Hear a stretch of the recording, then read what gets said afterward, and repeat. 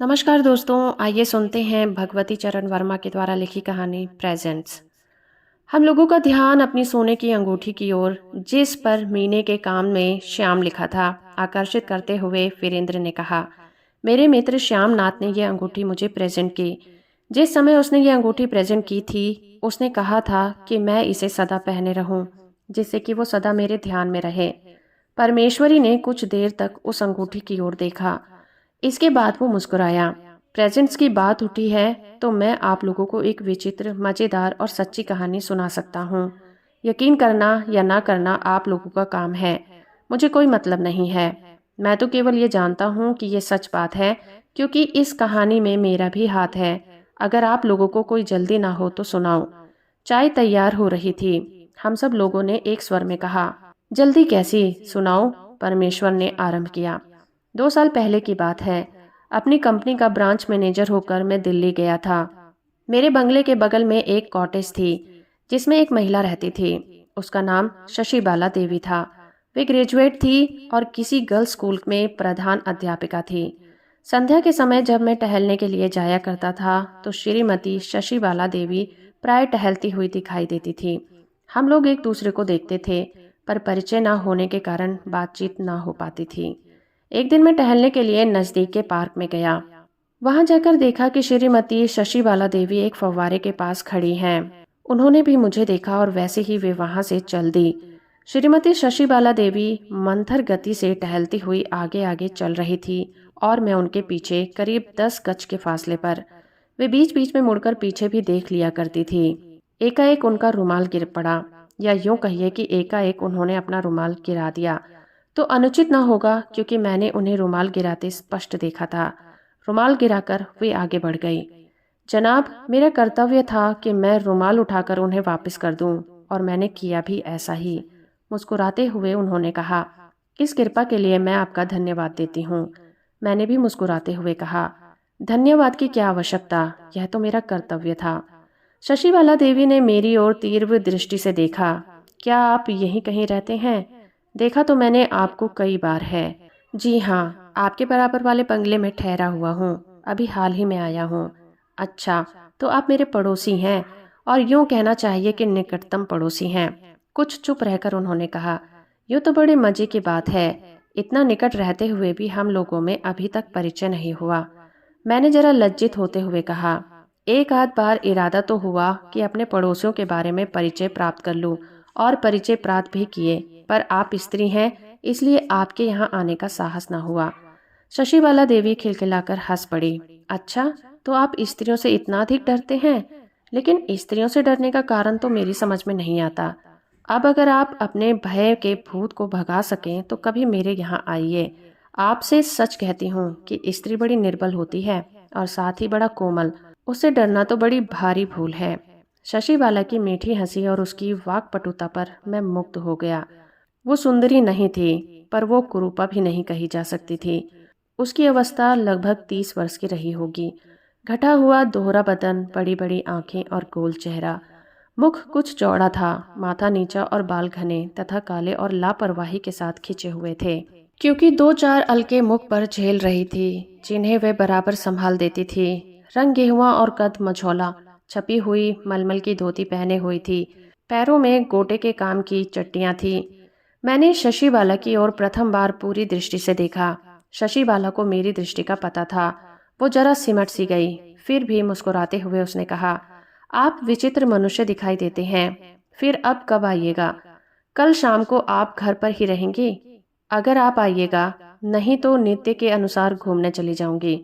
तो कल शाम को 5 बजे मैं आऊंगा। शशिबाला की ओर मेरी दोस्ती आशा से अधिक बढ़ गई।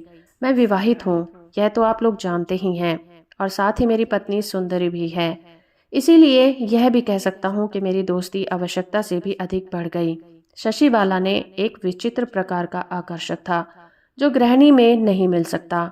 शशिबाला की शिक्षा और संस्कृति, मैं नित्य ही उसके यहाँ आने जाने लगा। कभी कभी रात रात भर मैं घर नहीं लौटा। एक दिन जब सुबह मेरी आंख खुली तो सर में कुछ हल्का हल्का दर्द हो रहा था। मैं उठकर पलंग पर बैठ गया। वो कमरा शशिबाला का था, पर शशिबाला उस कमरे में नहीं थी। वो बाथरूम में स्नान कर रही थी। घड़ी देखी, 8 बज रहे थे। अंगड़ाई लेकर उठा। खिड़की खोली, सूर्य का प्रकाश कमरे में आया। रात को जरा अधिक देर तक जगा था, सर में शायद उसी से दर्द हो रहा था। ड्रेसिंग टेबल में लगे हुए आईने में मैंने अपना मुख देखा, सिर्फ आंखें लाल थी और चेहरा कुछ उतरा हुआ।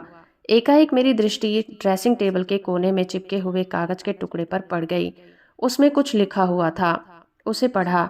अंग्रेजी में लिखा था, प्रकाश चंद्र। यह प्रकाश चंद्र कौन है? मैं इसी पर कुछ सोच रहा था कि मैंने शशिबाला देवी का वैनिटी बॉक्स देखा। वैसे तो वैनिटी बॉक्स कई बार ऊपर से देखा है, उस दिन उसे अंदर से देखने की इच्छा हुई। Powder, cream, lipstick, brow pencil आदि कई चीजें सजी हुई थी, सबको उल्टा पलटा। एकाएक वैनिटी बॉक्स की तह में एक कागज चिपका हुआ दिखलाई दिया। उसमें लिखा था, सत्यनारायण। वैनिटी बॉक्स बंद किया, लेकिन प्रकाश चंद्र और सत्यनारायण इन दोनों में से एक अजीब चक्कर में डाल रखा था। इन दोनों ने मुझे एक अजीब चक्कर में डाल रखा था। एकाएक मेरी दृष्टि कोने में रखे हुए ग्रामोफोन पर पड़ी। सोचा, एक आध रिकॉर्ड बजाऊं तो समय कटे। ग्रामोफोन खोला और खोलने के साथ ही चौंक कर पीछे हटा। अंदर ऊपर वाले ढकने के कोने में एक कागज चिपका हुआ था, जिस पर लिखा था, ख्याली राम। वहां से हटा, हारमोनियम बजाने की इच्छा हुई। धौकनी में एक कागज था, जिस पर लिखा था, भूटा सिंह। चुपके से लौटा, कपड़े पहने, लेकिन जूता पलंग के नीचे चला गया था। उसे उठाने के लिए नीचे झुका। उफ! पाए के पीछे की ओर एक कागज चिपका हुआ था, मोहम्मद सिद्दीक।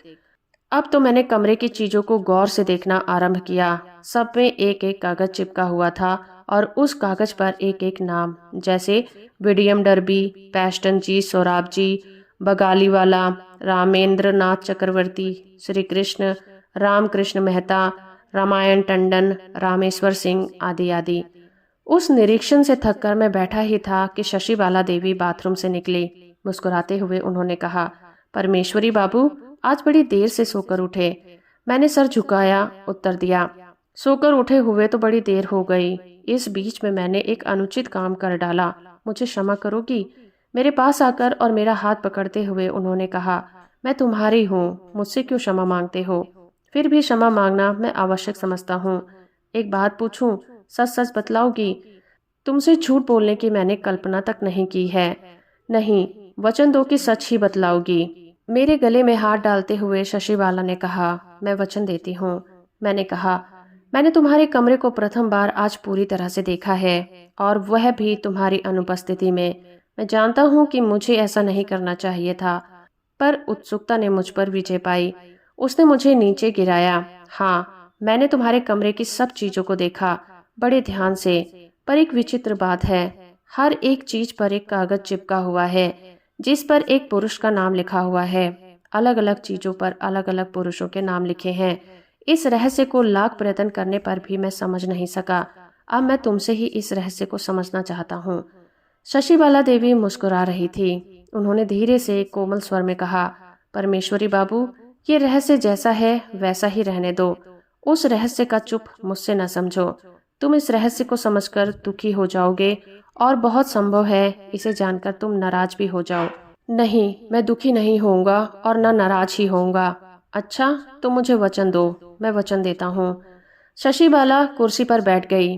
परमेश्वरी बाबू, इस रहस्य ने मेरी कमजोरी है और साथ ही मेरा हृदय है। ये सब चीजें मुझे अपने प्रेमियों से प्रेजेंट में मिली हैं। याद रखिएगा कि मैंने प्रत्येक प्रेमी से केवल एक ही वस्तु ली है। अब मेरे पास इतनी अधिक चीजें हो गई हैं कि हर एक प्रेमी का नाम याद रख पाना असंभव है। चीजें नित्य के व्यवहार की हैं, इसलिए प्रत्येक प्रेमी की वस्तु पर मैंने उनका नाम लिख दिया है। इससे ये होता है कि जब कभी मैं उस वस्तु का व्यवहार करती हूँ, उस प्रेमी की स्मृति मेरे हृदय में जाग उठती है। क्या करूँ परमेश्वरी बाबू, मेरा हृदय इतना निर्बल है कि मैं अपने प्रेमियों को नहीं भूलना चाहती। तुम्हारे पास कुल कितनी चीजें हैं? मैंने पूछा। 97। इतनी अधिक? आश्चर्य से मैं कह नहीं उठा, बल्कि चिल्ला उठा। हाँ, इतनी अधिक। शशिबाला देवी का स्वर गंभीर हो गया। परमेश्वरी बाबू, इतनी अधिक। मेरा विवाह नहीं हुआ, आप जानते हैं, पर आप यह न समझिएगा कि मेरी विवाह करने की कभी इच्छा नहीं थी। मैं सच कहती हूँ कि एक समय मेरी विवाह करने की प्रबल इच्छा थी। प्रत्येक व्यक्ति जो मेरे लिए जीवन में आया, भविष्य के सुख स्वप्न पैदा करता आया। प्रत्येक व्यक्ति को मैंने भावी पति के रूप में देखा, पर क्या हुआ? वो व्यक्ति मुझे प्रेजेंट दे सकता था, पर वो अपनी न बना सकता था। धीरे धीरे मैं इतनी अभ्यस्त हो गई, एक रहस्यमय जीवन धीरे धीरे मेरे वास्ते एक खेल सा हो गया। सोचती हूँ कि उन दिनों में कितनी भोली थी, जब विवाह के लिए लालियत रहती थी, जब पत्रों में मैंने अपने विवाह के लिए विज्ञापन तक निकलवाए। पर हर एक आदमी गलती करता है, मैंने भी गलती की। अब बंधन की कोई आवश्यकता नहीं है। जीवन एक खेल है, जिसका सबसे सुंदर हृदय का खेल, नहीं भोग विलास का खेल है। और खुलकर खेलना ही हमारा कर्तव्य है। परमेश्वरी बाबू, ये मेरी स्मृति की कहानी है और मेरी स्मृति के रूप को तो आपने देखा ही है। साधारण मनुष्य के लिए यह ठीक हो सकता है। कुछ हिचकिचाते हुए मैंने कहा, साधारण मनुष्यों के लिए ही क्यों? आपका नंबर 98वां है। खिलखिलाकर हंसते हुए शशिबाला ने उत्तर दिया। उस समय मैं ना जाने क्यों दार्शनिक बन गया। जनाब, मेरे जीवन में वैसे तो दर्शन में और मुझ में उतना ही फासला है जितना जमीन और आसमान में, पर शशिबाला की कहानी सुनकर मैं वास्तव में दार्शनिक बन गया। मैंने कहा, हाँ, जीवन एक खेल है और तब तक जब तक हम खेल सकते हैं। आसक्त होने पर वही जीवन हमारे सामने एक भयानक और कुरूप समस्या बनकर खड़ा हो जाता है। तुम वर्तमान की सोच रहे हो, मैं भविष्य की सोच रहा हूँ, 10 वर्ष बाद की सोच रहा हूँ। उस समय तुम्हारे मुख पर छुरियां पड़ जाएंगी, लोग तुम्हारे साथ खेलने की कल्पना तक नहीं कर सकेंगे। फिर से स्मृतियां तुम्हें सुखी बनाने के स्थान में तुम्हें काटने को दौड़ेंगी। तुम्हारे आगे पीछे कोई नहीं। अपने बचाव श्रृंगार के कारण तुम कुछ बचा भी न सकती होगी। तब इस खेल के खत्म हो जाने के बाद बुढ़ापा, दुर्लभता, भूख, बीमारी और गत जीवन का पश्चाताप बाकी रह जाएगा। इसलिए मैं तुम्हें वह चीज प्रेजेंट करूंगा जो उन दिनों तुम्हारे काम आवे। तुम्हारा संग्रह बहुमूल्य है। मैं वचन देता हूँ कि मैं 10 वर्ष बाद तुम्हारे संग्रह को 5,000 रुपए में खरीद लूंगा। इस प्रकार ये अभिशापित स्मृति चिन्ह उस समय तुम्हारे सामने से हट जाएंगे जब तुम राम भजन करोगी और भगवान के सामने जाने की तैयारी करोगी। साथ ही 5,000 रुपए से तुम बुढ़ापे के कष्टों को भी कम कर सकोगी। मैंने परमेश्वरी से कहा, और उसने तुम्हें अपने नौकर के द्वारा कमरे से निकलवा नहीं दिया? परमेश्वरी हंस पड़ा। नहीं। उसने कुछ देर तक सोचा, फिर उसने कहा, तुमने जो कुछ भी कहा उसमें मैं सब बातें ठीक नहीं मानती, पर इतना अवश्य मानती हूँ कि मैंने अपने बुढ़ापे के लिए कोई इंतजाम नहीं किया। इसलिए मैं तुम्हारे हाथ सब कुछ बेच दूंगी। कॉन्ट्रैक्ट साइन कर दो। और मैंने कॉन्ट्रैक्ट साइन कर दिया। अभी 2 वर्ष तो हुए ही हैं। परसों ही उसका पत्र आया है। उसमें लिखा है कि इस समय तक उसके पास 113 चीजें हो गई हैं। तो दोस्तों, अभी आप सुन रहे थे भगवती चरण वर्मा के द्वारा लिखी कहानी प्रेजेंट। उम्मीद करती हूँ मेरा ये प्रयास और ये कहानी आपको अच्छी लगी होगी। वीडियो को लाइक और चैनल को सब्सक्राइब करना बिल्कुल मत भूलिएगा।